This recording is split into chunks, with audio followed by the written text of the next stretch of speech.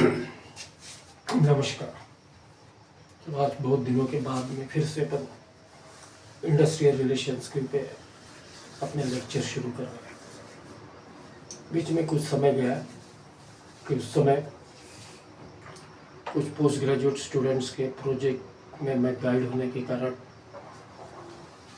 उसमें मुझे अपना काफ़ी कुछ वक्त देना पड़ा। तो आज से शुरू कर रहे हैं second chapter, that is industrial conflicts, strikes and industrial conflict या इंडस्ट्रियल कॉन्फ्लिक्ट्स। ऐसे अलग अलग सब्जेक्ट्स अलग अलग कोर्स करिकुलम में पाए जा रहे हैं।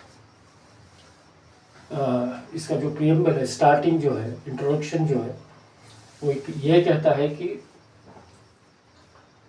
जो मॉडर्न इंडस्ट्रियलिज्म है, मीन्स औद्योगिक क्रांति के बाद वाला समय जो रहा है, उसमें हमें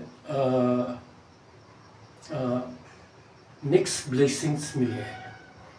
मीन्स औद्योगिक क्रांति के पहले काफ़ी अत्याचार हुए कामगारों के ऊपर,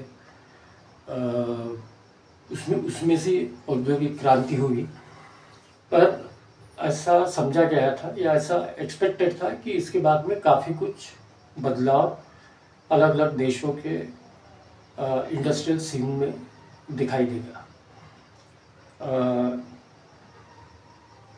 वेस्टर्न कंट्रीज में दिखाई दिया, पर हमारे देश में मिक्स टाइप का एनवायरनमेंट हमने देखा भी है इसके पहले, और ऑलमोस्ट अभी भी वही चल रहा है। अब ये मिक्स टाइप का एनवायरनमेंट क्या है कि जो पैसा है या व्यक्ति है, जो पावर जो है, वो कुछ गिने चुने इंडस्ट्रियल हाउसेस या गिने चुने बड़े उद्योगपतियों के हाथ में, और जो मेजॉरिटी है काम करने वाले लोग, उनका दर्जा इस प्रकार से ढाया गया कि वो सिर्फ वेतन कमाने वाले रह गए, वेज अर्नर रह गए, जबकि कामगारों का और मालिक का किसी भी बिजनेस में ऑलमोस्ट इक्वल प्रकार का रोल होता है। पर हमारे देश में हम देखते आ रहे हैं और इस वक्त वही सिचुएशन है। ऑथर आगे में बोलता है कि the workers have now come to realise, workers जो है, कामगार वर्ग जो है, उनको अभी ये महसूस होने लगा कि जब तक हम हमारे रास्त डिमांड, रीजनेबल डिमांड्स के लिए एकजुट होके और कंसिस्टेंटली एकजुट होके और एक ही मकसद से काम रोकेंगे नहीं या स्ट्राइक करेंगे नहीं या हमारा पक्ष रखेंगे नहीं, तो हमारा शोषण ऐसे ही चलते रहेगा। जबकि एम्प्लॉयर भी महसूस करता है कि इनकी जो रास्त डिमांड है, रीजनेबल डिमांड्स है, ये हम पूरी कर सकते हैं, ये हम पूरी कर सकते हैं, यूं समझे। बट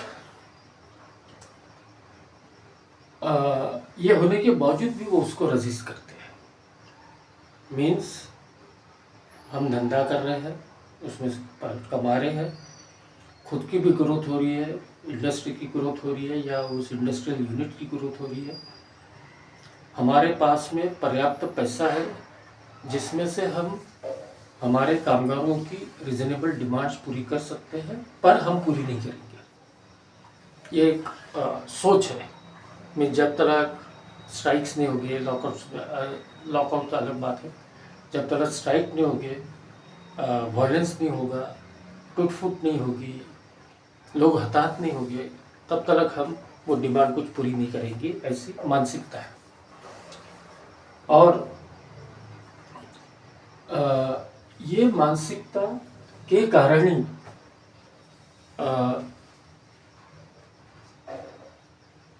कामगारों में उनकी रास्ता या उनकी रीजनेबल डिमांड्स पूरी नहीं करने के कारण हर समय असंतोष जन्म लेते रहता है। हर समय असंतोष ग्रो होते रहता है। और ये असंतोष बहुत बार ऐसा भी पाया गया है कि वायलेंट एक्टिविटीज़ में इसका परिवर्तन हुआ है, और जिसके कारण सिर्फ प्रोडक्शन ही नहीं, तो वर्कर और मालक दोनों के ग्रोथ के ऊपर इसका विपरीत परिणाम हुआ है। इसके आगे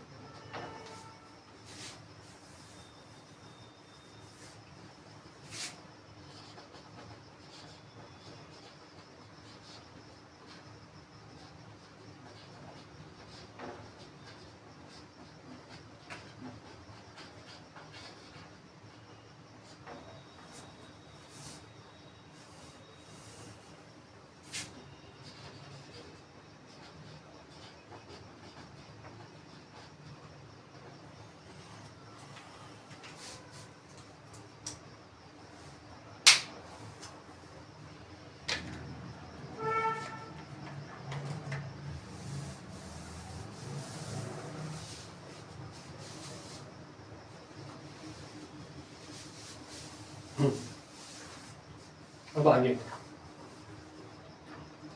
अब क्योंकि यहाँ पे दो गट है, एक मैनेजमेंट एक वर्कर है,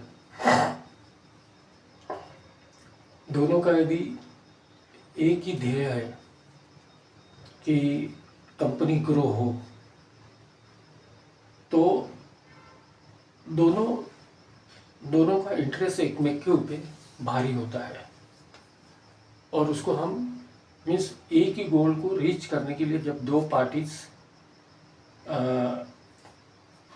कोऑपरेशन में नहीं पर दो अलग अलग तरीके से अचीव करने की कोशिश करते हैं, तो हम उसको बहुत बार कॉन्फ्लिक्ट ऑफ इंटरेस्ट बोलते हैं। मीन्स इंटरेस्ट एक ही है आपका कि आपकी इंडस्ट्री ग्रो हो, पर रवैये अलग अलग होने से या अप्रोचेस अलग अलग होने से उसमें घर्षण होगा। घर्षण होगा तो नेगेटिव एनर्जी प्रोड्यूस होगी, तो डिफरेंसेस होंगे। तो ऑथर का बोलना ये है कि the conflict of interest between the management and workers is inherent in the capitalist system of society. इन दोनों का, मैनेजमेंट और वर्कर्स का, एक में की जो थॉट प्रोसेस है उस गोल को रीच करने के, उसमें जो कॉन्फ्लिक्ट्स आना ही है। मीन्स वो जहाँ पे पूंजी प्रधान सिस्टम या सोसाइटी चलती है, वहाँ पे उसके जो दो घटक है, एक मैनेजमेंट और दूसरे वर्कर, इनमें तनाव आना ही है, ये ठहरा ही हुआ है। मीन्स ये उसका एक अंग है। जहाँ पर किसी भी एक पार्टी का गोल रीच करने के लिए, किसी भी एक पार्टी का ध्येय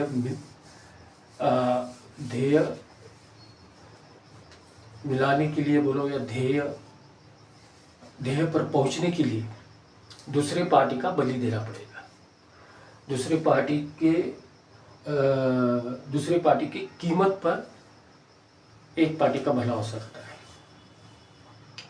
और फिर क्या होता है इसमें, अब यदि मैनेजमेंट का गोल है कि मुझे मैक्सिमम प्रॉफिट निकालना है, तो फिर मैनेजमेंट डिमांड करती है कुछ चेंजेस कि भाई मैक्सिमम प्रॉफिट कैसे निकलेगा। मैक्सिमम प्रॉफिट निकलेगा कि हम नई टेक्नोलॉजी इस्तेमाल करेंगे, नई मशीन्स इंस्टॉल करेंगे। उन मशीनों को चलाने के लिए, उस टेक्नोलॉजी को चलाने के लिए हम नई प्रोडक्शन मेथड्स लाएंगे। अब यदि आप सब कुछ नया ही लाने वाले हो, तो जो पुराने वर्कर्स हैं जिन्होंने उसी कंपनी में उसी प्रकार के मशीनों पे इतने साल अपने लगा दिए दांव पे, क्या एक ही गोल रीच करने के लिए कि कंपनी की ग्रोथ होगी तो हमारी ग्रोथ होगी, तो उनकी जो स्किल्स है, उनका जो कौशल्य है, मीन्स पहले नॉलेज हम गेन करते हैं, उस नॉलेज को जब प्रैक्टिकली बार बार इस्तेमाल करते हैं, उसमें थोड़ी थोड़ी इम्प्रूवमेंट लाते हैं, कुछ इनोवेशंस लाते हैं, तो उसमें हमारा कौशल्य बनता है, स्किल्स बनते हैं। अब वो जो स्किल उन्होंने इतने साल मेहनत करके कमाए हैं, वो स्किल धूल खाएंगे। क्यों? तो नई टेक्नोलॉजी, नई प्रोसेस, नए प्रोडक्शन मेथड्स आने वाले हैं या लाए जाते हैं, तो उनकी स्किल ठिकाने लग गए। अब क्योंकि स्किल्स धूल खाने वाले हैं, तो उस स्किल से भी वो आदमी काम नहीं करने वाला, वो वर्कर काम नहीं करेगा, तो व्यवस्थापन क्या करेगा? लॉ में प्रोविजन है कि आप लोगों को रिट्रेंच कर सकते हो कि भाई हमने एक्स मशीन थी उसको वाई से रिप्लेस किया, एक्स मशीन पे एक्स वन प्रकार का स्किल लगता था, वाई मशीन पे वाई वन प्रकार का स्किल लगता है। क्योंकि इन लोगों के पास में वाई वन प्रकार का स्किल नहीं है और हम वो स्किल देने में असमर्थ है, तो हम इनको रवाना कर रहे हैं। प्रोविजन है रिट्रेंचमेंट का इंडस्ट्रियल डिस्प्यूट एक्ट में। तो उससे क्या होगा, एक तो वर्कर्स, उनका स्किल जो है वो धूल खा रहा है, बहुत कम वर्कर नई टेक्नोलॉजी या नया स्किल सीखेंगे। जो नहीं सीखेंगे उनकी नौकरी समाप्त की जाएगी। नौकरी समाप्त नहीं की गई तो उसी प्रकार की ओल्ड टेक्नोलॉजी या मेथड से कहीं पे उसी मालिक की कोई दूसरा यूनिट है, हो सकता है एक यूनिट महाराष्ट्र में, दूसरा हो हिमाचल प्रदेश में, तो उसे वहाँ पे ट्रांसफ़र किया जाएगा। अब ये सब करते हुए उसके उपरांत भी वर्कर यदि नया स्किल, नई मेथड, नई स्पीड कैप्चर नहीं कर सका तो उसे कंपलसरी रिटायर किया जाएगा। अब ये जब सीन तैयार होगा तो नेचुरली घर्षण होगा, वाद होगा, और वाद होगा तो डिफरेंसेस बढ़ेंगे, कॉन्फ्लिक्ट आना ही है। ठीक है, आज इतना ही करते हैं।